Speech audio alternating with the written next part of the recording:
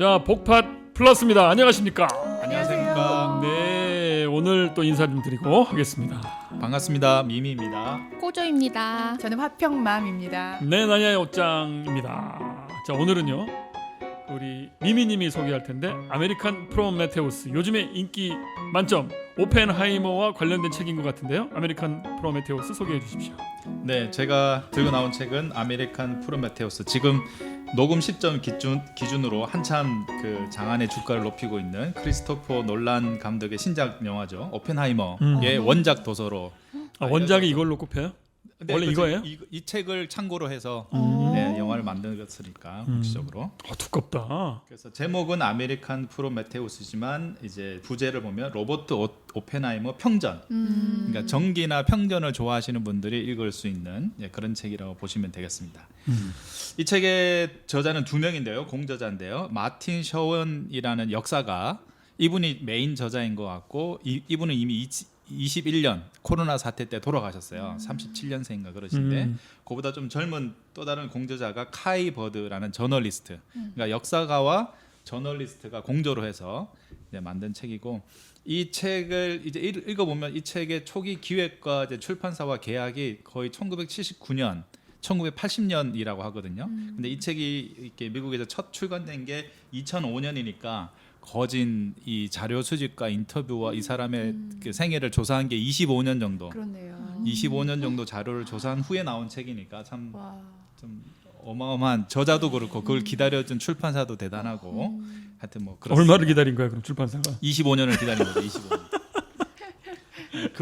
그런 의미에서 자료나 이런 것들은 이 사람에 대해서는 그만 아주 집대성한, 아주 충실한 자료다 이렇게 생각하시면 될 것 같습니다. 이 책의 최초 우리나라 번역은 2010년이에요. 80년에 나온 거에? 아니요. 2005년에 미국에서 출간됐고 80년에 시작해가지고 25년 자료 한 다음에 네, 미국에서 2005년에 출간됐고 미국에서는 그 다음 해죠. 2006년에 이 책이 퓰리처상을 받아요. 그래서 그 그래요? 정도는 이미 했고, 한국에도 2010년에 그리 멀지 않은 시기에 번역이 됐으나 그때는 아무도 잘 모르고 찾아보지 않고 잊혀진 책입니다. 그래서 저도 이제 그때 초판을 구하지 못했는데, 보지는 못했는데 여러 자료를 보면 그때는 좀 더 큰 판형으로 양장본으로 그렇게 훨씬 더 두껍게 비싸게 그렇게 출간돼서 아무도 사보지 않았던 것 같은데 마침 놀란 감독의 오펜하이머 영화 개봉 덕분에 이 사이언스 북스에서 올해 재출간을 한 겁니다. 특별판으로. 그래서 지금 제 손에 들고 있는 것은 2023년 특별판. 그러니까 특별판이라고 하는 것은 판형을 되게 핸디하게 좀 줄였고, 페이퍼백처럼? 네, 페이퍼백전을 굉장히 줄였고 가격도 다운해서 더 많은 사람들에게 보급하기 위해서 약간 그래도 2만 원 보급판처럼 하겠다. 25,000원입니다. 아우. 왜냐하면 1000페이지가 넘고 본문만 900페이지에 해당하는 약간 벽돌책에 가까운 책이기 때문에 그렇게 생각하시면 될 것 같습니다. 근데 그 표지에 그 저자 얼굴이 그 오펜하이머 얼굴이 영화 배우 같아. 많은 사람들이 그런 얘기를 하거든요. 이 눈빛도 책의 대단하고. 지금 표지가 영어 원서에도 표지가 똑같습니다. 아마 같은 사진을 썼는데 중절모를 쓰고 담배를 입에 물고 있는 오펜하이머의 흑백 사진으로 표지가 되어 있는데 아마 영화 오펜하이머 보셨나요? 그 못 포스터 봤어요, 봤어. 아직. 여기는 아무도 못 보셨. 나꼭볼 거야. 못 보셨군요. 킬리안 머피라는 아주 명배우가 연기를 너무 잘해서 제가 보기에는 뭐 아카데미 남우주연상 눈빛은 비슷하다 눈빛. 할 것 같은데, 근데 많은 사람들이 저도 그렇게 생각하고 제 주변에도 많은 생각하는데 그 킬리안 머피보다 실제 오펜하이머의 이 흑백 사진이 더 영화 배우 같다. 그러니까. 그럴 정도의 이 사람의 이 표지에 나와 있는 그 정면 사진은 굉장한 아우라랄까요, 카리스마랄까요, 묘한 매력이 드라마틱하다 그럴까? 묘한 매력이 느껴지거든요. 그러네. 이 사람 평생에 많은 여성들하고 이렇게 여러 관계가 있는데 아마 그런 매력 때문이지 않을까 싶기도 한데, 어쨌든 영화 속 그 주인공인 킬리안 머피보다 더 배우 같은 이미지로 지금 표지를 시작하고 있습니다. 이 책은 글쎄요 누가 재밌게 볼 수 있을까 싶어요. 정기나 평전에 해당하고 거의 1000페이지가 넘는 이제 벽돌책이니까 누가 볼까 싶긴 한데 저는 만약에 영화를 재미있게 봤다면 이 책도 재미있게 볼 가능성이 되게 높다 이렇게 생각이 들고요. 거꾸로 하는 게 나아요. 보고 읽어, 읽고 봐. 둘 다 괜찮을 것 같아요. 저는 영화를 먼저 보고 이 책을 뒤에 봤는데 그것도 괜찮고요. 영화를 거진 3시간에 해당하는 영화에 수많은 대사가 나오고 수많은 인물이 나오거든요. 그 인물이 잘 누가 누군지 잘 헷갈릴 수 있어요. 그럴 때는 책을 먼저 보면 저 인물이 지금 누구를 연기하는 건가 그렇게 알 수 있기 때문에 뭐 그래도 되고 저는 뭐 거꾸로 했는데 그것도 큰 상관이 없을 것 같고요. 그래서 본인이 만약에 과학이나 특히 과학사, 양자역학, 뭐 물리학 이런 데 관심 있는 사람들이라면 이 책은 뭐 거의 이 물리학 역사에서 정점에 해당하는 스타급 과학자들이 어마어마하게 등장하거든요. 그러게. 그래서 이과 덕후. 그러니까. 제 큰아들하고 이제 영화를 같이 봤는데 이제 이과 쪽인데 그 이과 쪽 덕후들이라면 뭐 거긴 등장하는 인물만 봐도 뭐 어마어마하죠. 나도 알아. 파인만. 파이만을 아시네. 그렇지. 파인만을 알죠. 네. 노이만. 네, 노이만. 폰 노이만. 다 알죠. 어휴, 두 사람 알면 뭐 그뿐입니까? 뭐 다 나오던데 아인슈타인만 빼고 다 나오던데. 아인슈타인도 나옵니다. 아인슈타인이 가만 있어봐. 여기 들어가요? 네, 아인슈타인 안 나오고. 들어가. 여기 내용에 들어가는지 몰라도 네. 여기 그 핵무기 만드는 데는 빠졌다고. 아, 그렇죠. 그런 네. 얘기가 TV에서 많이 나와요. 오펜하이머 소개하면서. 네, 네. 왜냐면 그 이따가 소개하겠지만 그 아인슈타인은 양자역학에 대해서 끝까지 부인하거든요. 네, 또 그래서, 특이해. 네. 괴델 여기 들어가요? 그렇죠. 괴델. 네, 다 알아. 다 알아. 하이젠베르크. 하이젠베르크도 있었어? 네. 대박 사건. 일이 약간 스포를 하면 하이젠베르크는 당시에 이제 오펜하이머가 미국 즉 연합국 측 그 원자폭탄 제조 책임자였잖아요. 하이젠베르크는 독일에서 온 사람으로.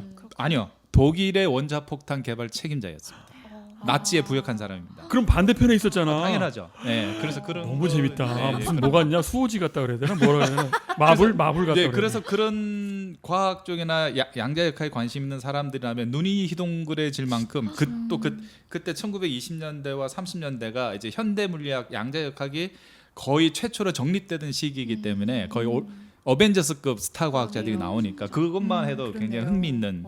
그럼 그것도 있어? 독일하고 대결하는 느낌? 속도 경쟁 같은 거? 바로 속도 경쟁 때문에 그 원자폭탄 만드는 맨하탄 프로젝트가 아주 그렇게 급박하게 할 수 있었던 거죠. 그럼 그것이 없었다면 독일이 만드는 거야? 훨씬 늦게 됐거나 아니면 성공을 못했을 수도 있을지 모르지만 이 사람들이 당시에 모였을 때 가장 큰 걱정은 나치가 이걸 먼저 만들면 어떡하나. 그런 위기의식 때문에 급했지. 전 세계 수천 명의 과학자들이 오펜하이머 밑으로 모여들었고 그 프로젝트를 성공시킬 수 있었던. 과학자들이 전쟁이네. 네? 참전. 네. 그리고 과학 쪽은 잘 모르더라도 혹시 우리 오장님처럼 역사에 관심 있는 분들이라면 이게 20세기 초중반의 세계사가 얼마나 드라마틱합니까? 이렇게 또 이 스페인 내전부터 시작해서 온갖 얘기들이 2차 세계대니까 온갖 얘기들이 나오는데 그 우리가 교과서에서 들었던 그 현대사 초기에 들었던 사건들의 이면에서 어떤 사람들이 어떻게 움직여서 지금 이러한 결과들이 일어나게 되었는지 그것도 살펴볼 수 있기 때문에 역사에 관심 있는 이라도 한 사람의 정기를 넘어서서 그런 재미를 줄 수 있을 것 같다라는 생각이 들고요.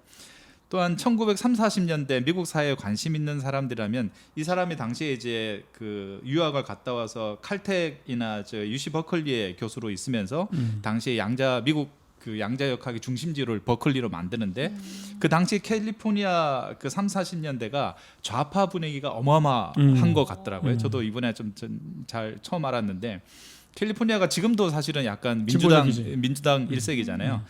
20년대 이전까지는 그렇지 않고 거기도 보수 지역인데 20년대 후반부터 30년대가 되면 완전히 웬만한 캘리포니아에 사는 지식인들이라면 그 노동운동과 인권과 스페인 내전에서 국제여단으로 참석하고 그 난민들을 돕는 일에 거의 나서게 되는 이걸 어떻게 설명할까요? 마치 우리나라 80년대 대학사회 같은 그런 분위기가 당시에 캘리포니아에 있었다고 하는데 당연히 오펜하이머와 그의 주변의 동료들과 제자들도 그의 분위기에 있었기 때문에 그래서 이 사람의 몰락에서도 결국 공산당 부역 전력 좌파적 경력 때문에 이 사람이 마지막에 메카시즘으로 날아가요? 네, 메카시즘으로 날아가거든요. 그런 분위기가 당시에 있었다는 거. 그 분위기에 어떤 식으로 사람들 사이에서 역동이 있었는지를 보는 것도 또 흥미가 있는 것 같고요. 우리 꼬조님처럼 고전 문학이나 이런 데 관심 있는 분들이라면 이 사람의 인생 자체가 마치 그리스 고전에 나올 비극의 주인공처럼 너무 드라마틱해요. 세계적으로 과학자로서는 한 사람의 인생으로서 최정점을 찍었다가 핵무기 성공이라는 그래서 스타 과학자가 되었다가 이제 곧바로 완전히 몰락과 수치와 모욕을 당하면서 이렇게 몰락하는 그런 이야기인데 그 어떤 고전 소설의 그 이야기의 주인공보다 좀 더 드라마틱한 삶을 살았다 이런 거 같고요. 재밌네 이것도. 왜 25년 걸렸는지 알 것 같네요. 굉장히 방대한. 예, 굉장히 복잡한 인물입니다. 그래서 인간의 심리나 본성에 관심 있는 사람이 읽으면 이 사람 단순한 사람이 아니거든요. 원자폭탄은 제조했지만 나중에 왜 보안청문회까지 끌려가냐면 나중에 수소폭탄 아이젠하워 대통령 그 공화당 정부에서 그 이후에 더 파괴력이 높은 수소폭탄 개발하는데 이 사람이 앞장서서 또 반대를 해요.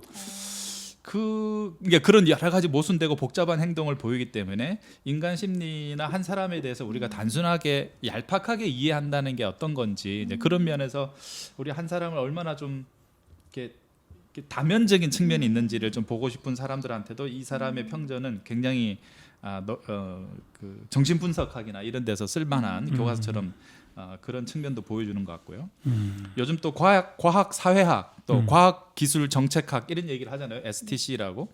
그런데 관심 있는 분들이라면 과학자의 어떤 윤리, 과학자의 양심, 과학자가 대량 살상 무기를 만드는데 참여할 수 있나 없나, 전쟁을 끝내서 더 많은 사람을 구하는 것이 우선인가, 아니면 대량 살상 무기를 만드는 것에 참여하는 것이 더 거부해야 되는 것인가, 그런 여러 가지 과학 기술 정책의 어떤 중립성이나 뭐 이런 것에 대해서 과학 정책의 어떤 효과, 누가 그것을 결정할 것이냐, 핵 분열을 발견하는 것과 거기서부터 원자폭탄을 제조하는 것은 또 다른 일이겠죠. 그렇죠. 그러나 원자폭탄을 만드는 것과 그 원자폭탄을 특정한 시기에 특정한 사람과 장소에 그걸 떨어뜨리기로 결정하는 것은 또 다른 사람의 일이겠죠.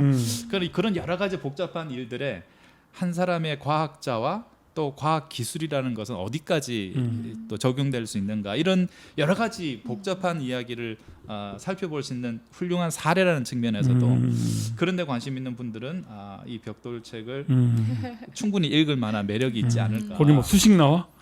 수식 전혀 안 나오죠. 왜냐면 평전이니까. 예, 전혀 안 나오는데 겁내지 않으셔도 그럼 멈추지 않고 쭉 갈 수 있어요? 네.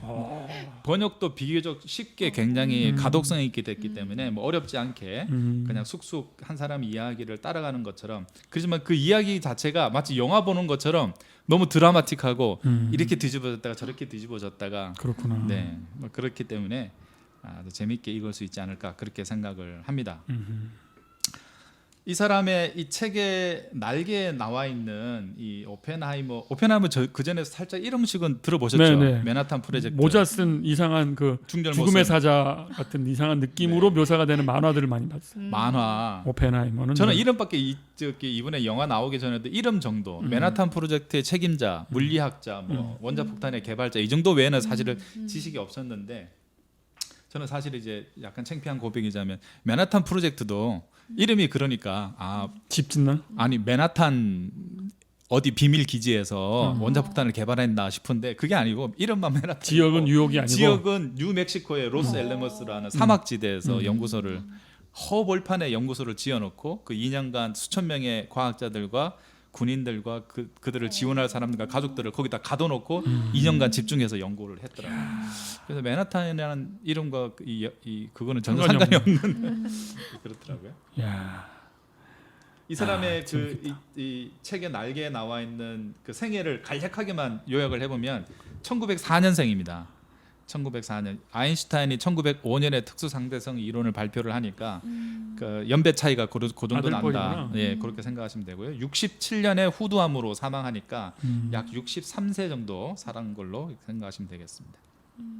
하버드 대학 학부는 하버드로 졸업했고 대학원으로 영국 케임브리지를 가서 영국 케임브리지 캐빈디시라는 연구소가 이 책에 의하면 당시에 실험 물리학의 세계 중심이었다고 하고 박사는 독일 괴팅겐 대학에서 막스 보른 지도로 박사학위를 받았고, 그 괴팅겐 대학교는 당시 세계 물리학계에서 그 이론 물리학의 중심으로 그렇게 알려져 있고, 미국은 당시만 하더라도 이 사람이 그렇지. 유학을 갈 때만 하더라도 그렇지. 좀 아직 아니지. 예, 아직 아닌 하버드에서 왔어? 그게 어느 학교야? 오. 그러니까 물리학에서 좀 이렇게 물리학의 당시에 물리학의 중심은 유럽인 것으로. 예. 그래서 이 사람이 이제 거기서 공부하고 돌아왔을 때 미국 내에서 하버드 졸업한 하버드를 비롯해서 미국 물리학자들 사이에서 어떤 소문이 돌았냐면 오펜하이머라는 이름의 젊은 물리학자가 있는데 유럽에 가서 직접 양자 물리학을 배우고 돌아온 사람이 있다더라. 이렇게 소문이 날 정도로 당시에 미국은 양자역학에 대해서 굉장히 알려지지 않았고 뭐 그걸 아는 사람이 거의 없을 정도로 그렇게 했다고 합니다. 30년대에 그래서 이제 UC 버클리로 와서 그 버클리를 미국 양자 물리학 연구의 중심지로 만들었고 잘 알다시피 1943년부터 1945년까지 맨하탄 프로젝트의 과학적 총책임자여서 그 원자폭탄을 개발했고 그 7월 달에 개발했고 8월 달에 우리가 잘 아는 것처럼 히로시마 나가사키에 실제로 그것이 떨어져서 우리 한국 사람들의 역사와는 그것이 좀 묘한 양가 감정이 있죠. 결국 그것 때문에 2차 세계대전이 끝났고 우리나라의 해방을 앞당기는 데 일조했으니까 여러 가지 양가 감정이 있는데 어쨌든 그렇게 됐고요.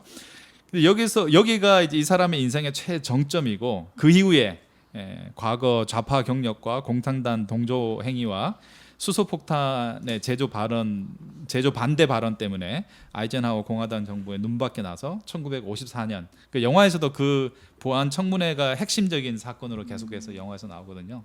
1954년에 있었던 보안 청문회 회부돼서 결국 비밀 취급 인가를 취소당하고 거기서 청문회에서 얘기 나오는 제기되는 온갖 의혹들이 정말 자신의 그 사생활과 이런 것까지도 여자 관계나 이런 것까지도 낱낱이 까발려지기 때문에 인간으로서는 대단한 수치와 모멸감과 그런 것들을 마치 이제 최정점에 있던 사람이 아주 비극적으로 전락하는 그런 모습을 보여주는.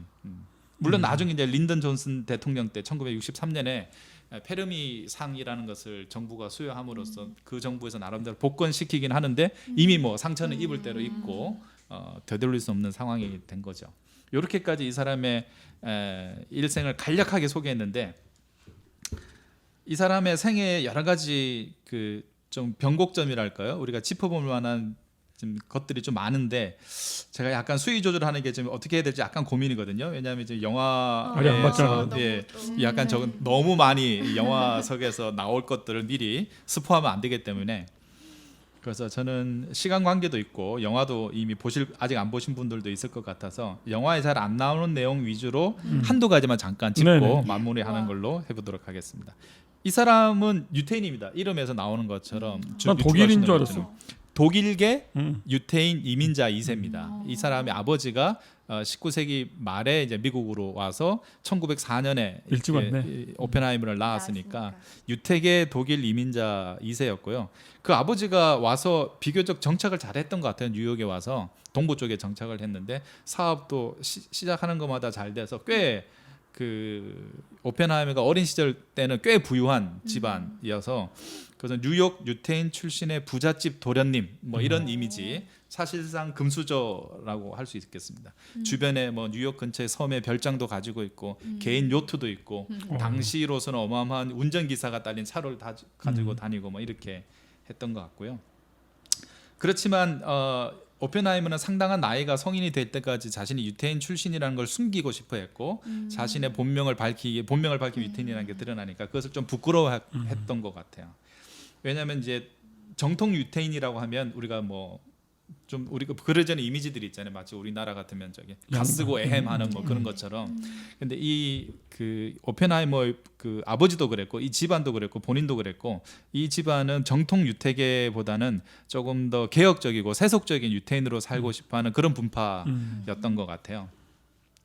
그래서 이제 왜냐하면 19세기부터 반유태주의가 유럽과 미국까지 이렇게 많이 횡행하잖아요. 그래서 여러 가지 편견과 차별에 시달리기도 하는데 심지어는 오펜하이머가 하버드에 입학할 무렵이 되면 너무 많은 유태인들이 주요 대학이나 이렇게 뭐 진출하면 하니까 사람들이 이제 어떤 차별 정책을 쓰냐면 쿼터제를 실시합니다. 그러니까 유태인은 뭐 20% 30% 이상 입학하지 못해 이런 식으로 그렇게 할 정도로 반유태주의가 굉장히 심했는데 미국에서도. 예, 미국에서도. 그래서 이제 이 사람이 오펜하이머가 이렇게 고등학교 때까지 어떤 학교를 다녔냐면 어떤 그 지성 운동이나 윤리 문화 운동으로 어떤 이러한 반유태주의를 좀 극복하려는 그런 입장이죠. 어떤 편협한 기독교들에 대한 적절한 대응은 우리가 미국인들보다 오히려 더 미국적인 공화주의자가 되는 거다. 미국 건국의 아버지들이 마치 이신론을 받아들여서 정교 분리를 했던 것처럼 우리도 그와 같은 정교 분리를 해서 세속주의자처럼 우리가 신을 믿지만 세속주의자처럼 살아야 된다라는 입장에 있던 그 분파에 속했던 것 같아요. 그래서 이제 지성적 문화를 전 세계에 퍼뜨리는 것이 반유태주의에 대한 올바른 대응이다. 그래서 진보적이고 사회적 책임을 강조하는 분위기에서 그런 학교를 다녔고 그런 집안 분위기에서 자랐던 거죠. 그래서 시온주의 또 당시 유대인 음모론이 되게 많아서 시온 의정서 이런 것도 있었잖아요. 그런 시온주의는 유태 베타주의에 빠지는 지름길이라고 비판하는 그런 쪽이었고 유태인의 미래가 팔레스타인이 아니라 오히려 미국에 있다. 이렇게 오히려 미국 사회에 더 우리가 철저하게 동화되고 적응해야 된다. 이렇게 했던 것 같아요. 그래서 나중에 제가 앞에도 잠깐 설명했지만 30년대 이 오펜하이머가 캘리포니아 전체 지식인 사회를 휩쓸었던 좌파적 분위기, 또 세계적인 어떤 좌파적 분위기, 당시에 러시아 혁명도 일어나고 하면서 그래서 스페인 내전에 이렇게 국제 여단으로 참여하는 그런 여러 가지 문제에 대해서 좌파적 입장과 공산당 주최 모임에도 여러 번 나가면서 그와 같은 연관성을 가지게 된 게 바로 이런 어릴 때부터 학교 교육을 받으면서 유태인으로서 우리가 어떻게 좀 살아가야 되는지에 대한 어떤 진보적이고 개혁적인 입장을 지속적으로 받은 영향이 아니냐. 이 평전의 저자들은 오펜하이머의 그런 입장을 이 어릴 때부터의 그런 유태주의를 어떻게 하든 극복해 보려는 또는 당시 사회에 있었던 반유태주의에 우리가 어떻게 대응해야 되겠다는 그런 입장으로 이 사람의 평생의 어떤 스탠스를 결정한 게 아니냐. 그런 식으로 좀 이 평전을 서술하고 있습니다. 이 사람의 두 번째 면모만 잠깐 소개하면 이 사람은 어릴 때부터 천재였더라고요. 천재. 우리가 흔히 아는 천재. 그것도 한 분야에만 골몰하는 천재가 아니라 다방면에 걸친 레오나르도 다빈치 형의 천재 있잖아요. 그런 천재였던 것 같아요. 초등학교 3학년 때부터 실험실에서 과학 실험을 했고 5학년이었던 10살 무렵에는 물리학과 화학을 공부해서 미국 자연사 박물관의 학예사가 직접 과외를 해줄 정도로 이 사람의 질문이나 이런 것이 너무 그 수준이 그러니까 그래서 몇 학년을 월반했고 주변에 그를 아는 모두가 그를 신동이라고 생각했고 그리스어 라틴어 이런 고전을 베르길리우스나 이런 것들을 다 10살 이전에 다 떼서 9살 때는 이렇게 말하기로 했다고 해요. 사촌 누나한테 9살 때 누나가 라틴어로 질문하면 내가 그리스어로 대답할게. 9살 때 벌써 우리랑 다른 사람이야. 하나도 안 행복해요. 언제나 그러니까 물리학과 화학에 이런데 애정이 많았지만 언제나 고전문학과 시를 그 로스엘레모스 연구소에서 원자폭탄을 개발하는 그 스트레스를 푸는 것도 언제나 고전 시나 문학을 읽으면서 해소했다고 하고 산스크리트어를 배워서 힌두교의 경전인 바가다드 기타를 직접 읽었다고 합니다. 그래서 영화나 책에도 나오지만 이제 원자폭탄을 개발하고 나온 후에 이제 나는 죽음이요 세상의 파괴자가 되었노라. 아주 유명한 대사거든요. 그런 대사를 없는데 그게 이제 바가다드 기타의 한 구절이었다고 하죠. 박사후 연구원 시절에 포닥 시절에 네덜란드의 한 대학에 한 학기 정도 잠깐 가 있은 적이 있었는데 거기에 도착한 지 6주 만에 네덜란드어를 배워서 세미나를 세미나 강의를 인도했다는 거죠. 그래서 천재. 주변 사람들을 모두 놀라게 했다는. 아니 또 독일어랑 그 영어랑 네덜란드어가 비슷하기 때문에 어떻게 가능했던. 비슷합니까? 그렇게 미안하세요. 그래도 천재. 우리도 안 해서 그렇지 뭐. 안 해서 그렇지 뭐. 계속 안 하는 걸로. 그런 정도였다. 이런 천재에게 좀 약간 필수적으로 따라붙는 게 있죠. 약간 오만함, 약간 오만함, 강한 자의식. 강한 자의식, 오만함 같은 게 있어서 그래서 이런 에피소드가 되게 많은데 교수 시절 칼텍이나 버클리 시절에 UC 버클리의 교수 시절에 똑똑한 학생들이나 동료들이 대화하고 그들이 질문하면 아주 친절하게 너무 좋은 사람으로 기억되는데 멍청한 사람들이 멍청한 질문을 해대는 걸 그렇게 못 참아했다고 합니다. 그러니까 똑똑한 사람들의 그 약간 단점이죠. 그 자기 말을 못 알아듣는 거를 이해를 못해. 나중에 저희 누가 2차 세계 대전 때 대통령 루즈벨트가 갑자기 사망하면서 부통령인 트루먼이 갑자기 대통령이 되잖아요. 그래서 2차 세계대전을 종전하고 트루먼 대통령을 나중에 만나는데 트루먼 대통령에게 원자폭탄과 수소폭탄의 개념에 대해서 약간 설명하는데 몰라. 트루먼이 약간 못 알아듣는 듯한 그런 느낌을 보이니까 이 사람이 또 속으로 갑자기 또 그런 걸 느끼는 그런 걸 해대 그런 표현도 나오는데 어쨌든 그 천재들한테 있는 그 범인들을 이해하지 못하는 나는 범인들의 질문이 반가운데 막 도와주고 싶고 막 달라 이렇게 달라. 그 양자역학의 천재들하고 수많은 천재들이 있었는데 그 중에서도 손꼽히는 좀 천재에 그러네. 가까울 정도로 했는데 놀라운 것 중에 하나인데 이렇게 뛰어난 천재고 그 맨하탄 프로젝트를 어마어마하게 성공시켜서 그렇게 한 사람인데 이 사람이 노벨상을 못 받았거든요. 이 사람이 그 맨하탄 프로젝트에서 데리고 있던 수십 명의 다 받은 노벨상 우리가 알잖아. 노벨상 받은 사람들 데리고 있었어요. 어. 근데 총책임자는 오펜하이머였어요. 그래서 많은 사람들이 궁금해.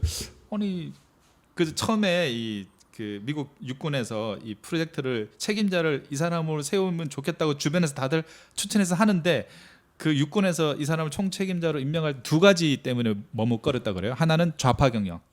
혹시 이것이 적국에 넘어가는 게 아닌가. 소련으로. 그리고 오펜하이머 이 평전에 보면 오펜하이머도 속으로 상당히 그 생각이 왔다 갔다 했던 것 같아요. 왜냐하면 러시아가 당시만 해도 동맹국이잖아요. 나치에 맞섰던 동맹국에게 우리의 중요한 정보를 공유하는 것은 우리 나치를 빨리 쳐부수는데 더 도움이 되는 게 아닌가 이렇게 생각했다는 거죠. 그런데 당시에 미국 그 군의 입장은 나치도 나치지만 러시아도 결코 우리의 진정한 동맹이 아니라는 것을 그때부터 상당히 경계하고 있었기 때문에 그런 측면에서 좌파 경력에 대해서 상당히 문제 삼았고 두 번째는 노벨상을 못 받았다는 거예요, 이 사람이.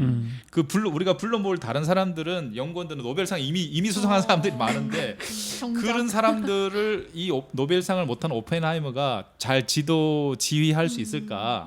그렇게 해서 이제 했다고 합니다. 근데 이 책에서 저자들은 뭐라고 얘기냐면 노벨상은 무언가 구체적인 성과를 낸 과학자들한테 수여되는 상이라는 거죠. 근데 반면에 이제 오펜하이머의 천재성은 물리학계 전반의 성과들을 통합할 수 있는데 그 천재적인 능력이 있었기 때문에 노벨상 범위를 넘었지. 그래서 네? 그의 작업은 범주를. 되게 노벨상 수상위원회의 관심을 끌만한 결과물 자체를 구체적인 결과물을 잘 못 냈다는 거죠. 책에서 그런 표현을 쓰는데 그가 열어놓은 문을 통해서 다른 사람들이 뒤따라와서 구체적인 결과물을 내면 그 사람이 노벨상을 탔다는 거야. 그래서 이 오펜하이머는 창의적이고 천재적인 아이디어로 이쪽 주제를 연구해서 질문을 툭툭 던지고 이쪽 질문에서 중요한 발견된 아이디어를 던지고 금방 또 다른 주제로 넘어가고 그런 식으로 물리학계 전반에 대해서 새로운 혁신과 통합을 이끌어내는데 탁월한 재질을 발현했지 어느 하나를 깊이 천착해서 구체적인 결과물이 나올 때까지 엉덩이를 붙이고 있는 그런 스타일이 아니라는 신기야, 거죠. 신기해. 오히려. 그렇구나.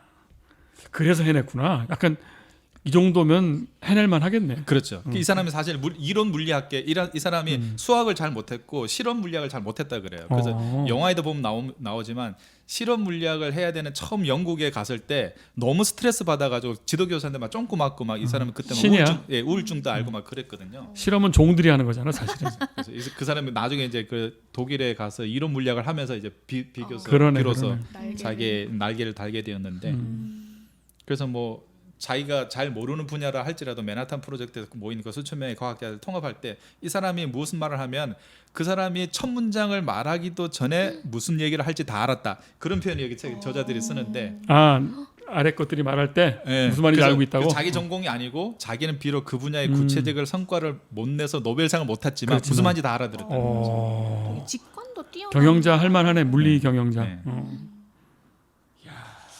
그리고 뭐 잘 알아봤네. 중요한 두 여성의 이야기와 여러 가지 본격적인 원자폭탄 개발할 때 이야기와 뭐 여러 가지 얘기가 많지만 그것은 이제 좀 스포가 될 수 있어서 남겨두기로 하고 책을 직접 보시거나 아니면 영화를 보시면 또 그 부분은 잘 묘사가 되어 있기 때문에 그렇게 하시면 좋지 않겠나 그런 생각이 듭니다.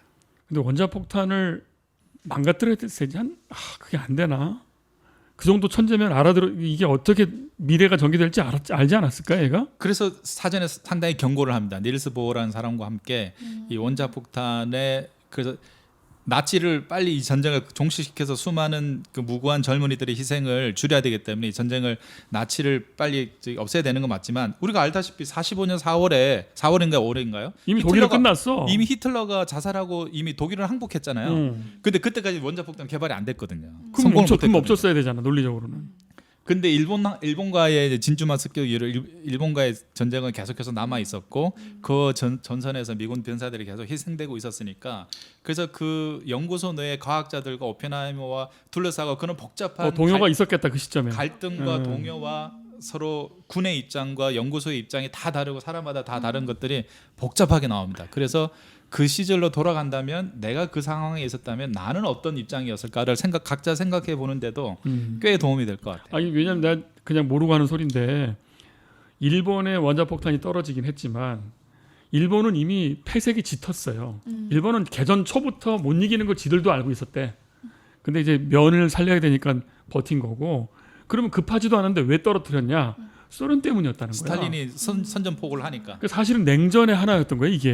그러네요. 이미. 너무 어이없게도. 그러니까 이거는 동기가 나쁘죠. 독일 제압도 아니야. 하다 보니까 러시아까지 제압하고 싶은 미국의 어떤 그게 있는 것 같아요. 그게 나와요? 네, 그 얘기도 분명히 나오고요. 그래서 그 얘기를 미리 내다봤던 오펜하이머는 상당히 43년도부터 이미 고민을 많이 했던 것 같고 주변에 이걸 우려하는 과학자들이 되게 많았어요. 결국 너무 큰 현대 물리학 300년의 최정점이 대량 살상 무기를 만드는 그러니까. 거냐 이런 그러게요. 행태로 되게 걱정이 많았고 이제 오펜하이머와 주변의 과학자들 다 알았어요. 이 기술이 지금 공학적으로 되게 어렵긴 하지만 이 핵분열이라는 기술은 이미 공개된 이론이고 논문이잖아요. 이거 과학 물리학으로 보면. 그래서 이거는 어느 나라든 쉽게 개발한다. 그래서 이 이후에는 핵 경쟁이 일어날 것이기 때문에 이것을 막을 수 있는 방법은 뭐냐면 비밀주의는 안 된다. 우리만 이 기술을 갖고 있거나 이게 비밀주의가 아니라 과학 공동체 전체에 열린 정보로 우리가 공유를 해야만 이것 때문에 우리가 전 인류가 파멸하지 않을 수 있다. 그런 얘기를 상당히 일찍부터 제기를 합니다. 그런 측면이 있는가 하면 오펜하이머가 그래서 모순적이고 복잡한 인간이라는 거예요. 그런 측면이 수소폭탄이나 원자폭탄에 대해서 상당히 경고를 일찍부터 한 그런 해안이 있는가 반면에 결국 1945년 8월에 히로시마에 결국 폭탄이 이제 성공을 해서 그 실험에 성공해서 첫 번째 투하를 하는데 투하할 때 군과 이제 그 폭격기 조종사한테 과학 자문을 해주는 거죠. 비 오는 날 절대 하지 마라. 그렇지. 구름이 많은 날 절대 하지 마라. 레이더를 믿지 말고 육안으로 반드시 확인하고 해라. 너무 낮은 곳에서 떨어뜨리지 말고 고도가 너무 높은 곳에 떨어지지 말고 지면에 충분히 가까워야 충분한 살상력이 있다. 그래서 이게 파괴력이 극대화할 수 있는 과학적인 조건을 아주 충실하게 조언을 해줍니다. 그럼 뭐하러 해? 그죠? 그건 안 해도 되잖아. 대충 떨어뜨려도 되고. 그게 안가적이다. 이 복잡한 이게 모순적이고 복잡하고 이런 것들을 이제 우리가 어떻게 이해해야 되는지 뭐 그런 면에서도 한 사람의 인생이기도 하지만 오늘날 특히 우리나라는 이렇게 역사적으로도 그렇고 지금 현재도 어떤 북한의 핵 같은 건 우리한테 틀림없는 어떤 갈등과 위협 요소가 되기도 하기 때문에 그런 주제와 관련해서도 한 번 정도를 생각해 볼 수 있는. 뭐 듣고 어떻게 뭐 느낀 바가 있으면 간단히 한마디씩 할게 있으면. 과학에 전혀 모르는 과학 알못 입장에서도 너무 재밌는 내용이네요. 이야 신기하다. 예. 또 뭐 말씀 있으시죠? 저는 오늘 아무튼 너무 재밌게 들었고요. 그 지난 방송 들으시는 분들 우리 꼬조님이 소개하신 그 프랑켄슈타인이랑도 되게 비슷한 점이 맞아요. 많다는 네, 생각을 좀 했어요. 그 이제 뭐 몇 가지 좀 생각나 적어봤는데 그 메리 셸리라는 그 작가와 이 오펜하이머의 삶이 다 숨기고 싶은 삶을 이제 메리 셸리는 18세기였고 오펜하이머는 20세기 사람인데 다 처음에는 다 자기의 출생에 대해서 독일계 유태인이라는 걸 숨기고 싶어하고 여성이라는 것도 좀 숨기고 싶어하고 비교적 되게 유복한 금수저 집안에서 자란 사람들이 그래서 되게 다양한 사람들에 대한 편력을 겪으면서 그 안에 어떤 천재의 고뇌와 또 그걸 어떤 비교하네. 인류의 철학과 이제 그런 것들 그런데 결국은 만들어낸 것은 괴물이었다는 것이 그러니까. 그런데 괴물을 만든 이들의 삶이 괴물처럼 변해가는 그런 것들이 그리고 이제 노벨상 얘기도 흥미로웠는데 범인들 무시한다 그래서 약간 범인으로서 발전했었거든요. 근데 결국 노벨상은 범인들이 이해하고 인정해야지만 어느 정도. 받을 수 있다는 것이 그것도 굉장히 그러네요. 모순적이라는 생각이 그래서 사람들이 살아가는 것은 천재도 있어야 되지만 범인도 있어야 하고 서로에게 영향을 주고받고 하면서 사는구나. 그리고 결국은 화해가 필요한 것이 아닌가. 이렇게 다 정리를 네, 그런 거죠. 아니 몇 주에 걸친 책 얘기를 이렇게 단박에 끝낸단 말이야? 다 들어보시길 바랍니다. 근데 이야. 그 프랑켄슈타인의 부제가 현대의 프로메테우스였거든요. 근데 이 책 제목도 아메리칸 프로메테우스여서 아니 나도 끼면 그러니까. 이미 지났기 때문에 이제 됐지만 처음에 여기서 말하는 그 핵무기하고 프랑켄슈타인하고 같은데 그러니까요. 나 그런 생각 괴물. 하긴 했거든요. 네. 그렇게 저는 그거만 했는데 이 두 분은 또 다 엮어서 혹시 범인이 알아줘야 돼. 범인은 알아줘야 돼. 그럼요. 천재들. 아이고 좋습니다. 이렇게 너무 해서 감사합니다. 야 오늘도 재밌는 책 아메리칸 프로메테우스였습니다. 감사합니다. 감사합니다.